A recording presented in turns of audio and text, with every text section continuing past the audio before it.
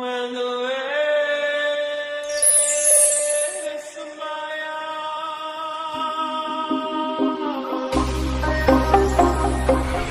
Hello guys, welcome back to my channel. So in this video, I'm gonna teach you how to make a face mask. Yes, you don't have to look hard for face mask anymore. Everyone can do this as long as you have socks and a pair of scissors. Actually, old socks will do as long as it's clean.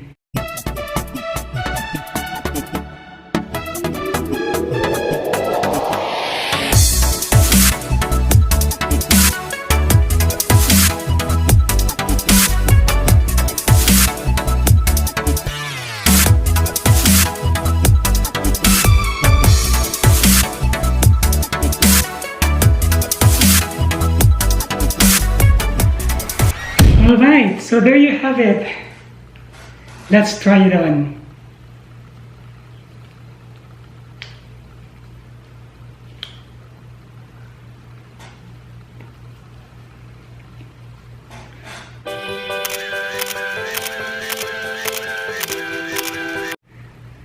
So there you go, we have a new face mask now. And you also have the option to put a tissue paper inside.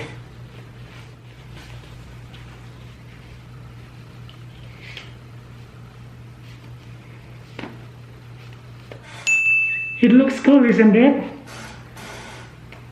My advice is that if you're using old socks, make sure to wash it first or disinfect it first before using it. Alright, thank you everyone and hope you enjoyed watching this video. And if you do, please like and share. And always remember, think positive and be positive. Bye-bye!